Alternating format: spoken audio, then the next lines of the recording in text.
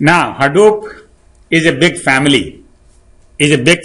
Much of this family comes from Apache. And this is a big community. Accumulo is this sorted distributed key value store based upon big table design. So this is actually in some sense similar to HBase and Cassandra. And whereas I think those things are full databases, these are basically, this looks like it doesn't say full databases, but it's a key value store. And so it is similar to Bigtable. Bigtable is a database too. And so is HBase, and so is Cassandra. So this is the third database, and this is the third most popular NoSQL by column system. Thrift is another interface description language, basically another name for API, to create services using many languages. So this basically allows you to write your service by C, C++, Java, Perl, Python, Ruby, etc. So this is just the API. It converts those languages into whatever is required below. Beehive is a Java application framework to allow development of Java-based applications. So this is designed especially for Java. And Derby is another database. Now we already saw three so far. So we saw a database called HBase. Then we saw Cassandra was a database. And then third one is Derby. Now Derby is Relational Database Management System, RDBMS, Relational Database Management System. That can be embedded in Java programs. It's very small, only needs 2.6 megabyte disk space and supports Java database connectivity and SQL. So there are many things which go along with Apache Hadoop. And each of these actually is lot of detail which we won't get into this class, but if I was teaching a class on databases or big data or anything like that, then we would go each chapter by chapter on those things. Now, if we get out of Apache, then there are some non-Apache tools. Cascading. This is open source software abstraction layer for Hadoop. It allows developers to create a jar file that describes the data, source, analysis, and results without knowing MapReduce. And Hadoop jar files contains the cascading jar file. So basically what you do is, you don't need to know Hadoop, you just create your cascading jar file, you learn cascading, you write your jar file there, and then you put that with your Hadoop jar file, and then you can submit it to wherever Hadoop is, right? Starm is an event processor, and this is very similar to what we saw before, a scheduler, okay? And that scheduler was Oozie. All right, so there is a Starm, is open source event source processor, distributed computation framework for alternative to MapReduce, allows batch distributed processing of streaming data. So the thing about Starm is that it allows streaming data to be analyzed. Then there is EMR, Elastic MapReduce, which is automatic provisioning of the cluster, naming, etc., etc. So that is basically, actually, it's also known as Hive. So if it is the same thing, then why we have another name? I don't know. Hypertable. Hypertable is another database.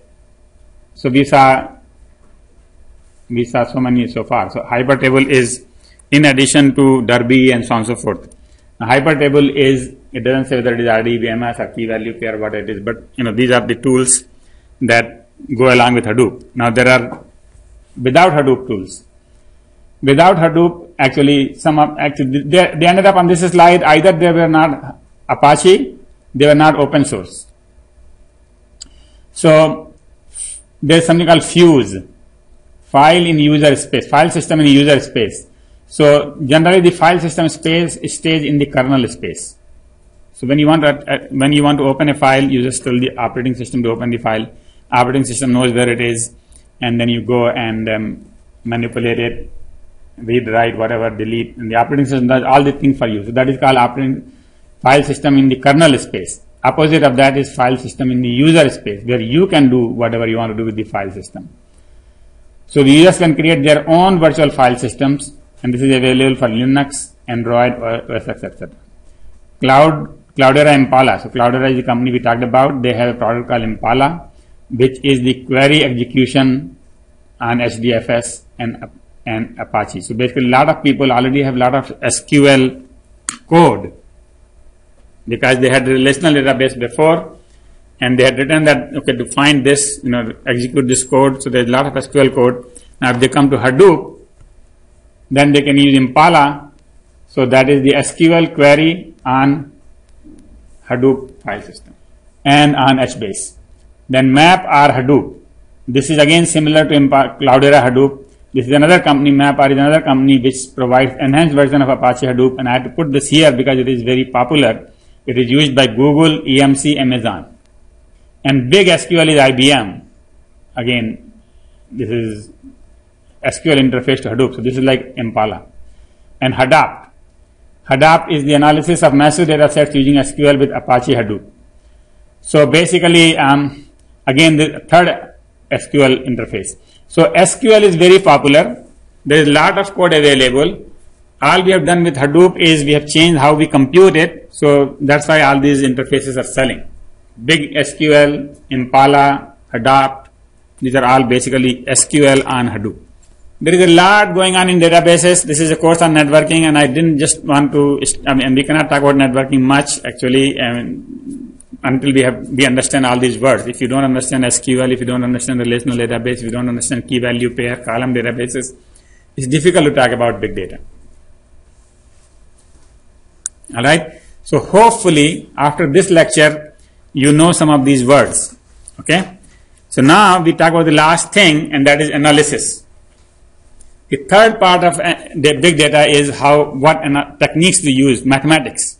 Remember mathematics, that Mahout stuff. And that is this slide.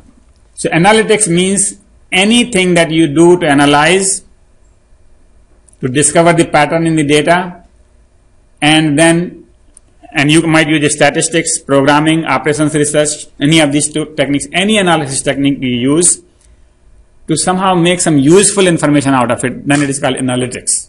So analysis is mathematics, but analytics is, just after mathematics, you do something which is people can use.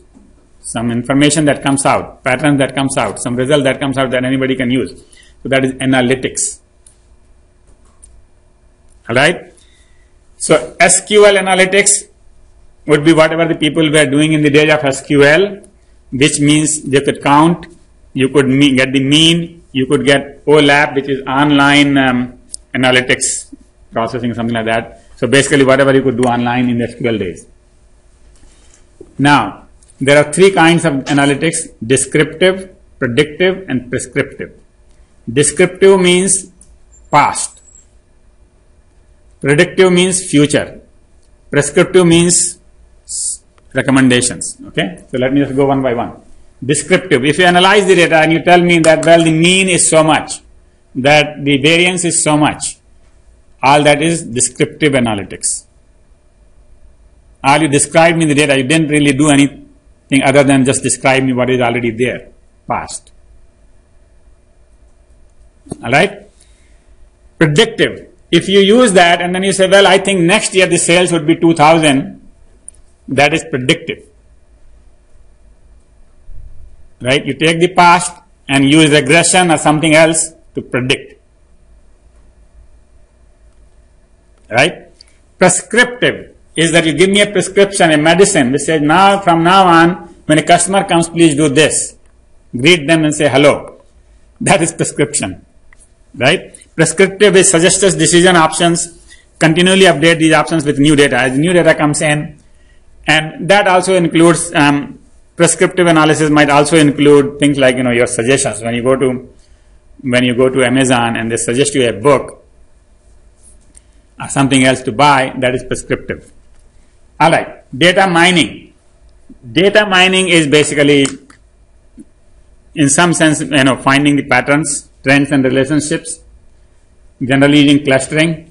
I don't know how many of you know clustering, but basically if you have some data, you could make several groups out of that data and say, well, this group belongs to people who have income of that, this group belongs to people who have generally roughly income of 10 to 20,000, and their preference is to buy only books. These people are millionaires and they generally buy, big cars or whatever. So that is clustering. You cluster groups, right?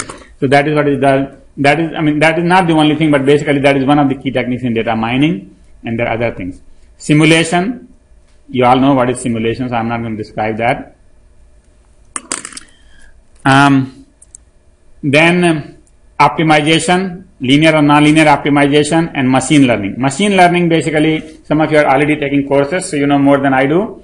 But basically the idea is that where you learn from the data and then use it. Okay? So you have a sample, empirical data, and then you use those things to predict for the other. Okay? So you have, in machine learning, there is a learning part in addition to analyzing part. All of this is analytics. Alright? If nothing else, you should have learned 4 words today: analytics, prescriptive, descriptive, and predictive. Right? And descriptive means describing past.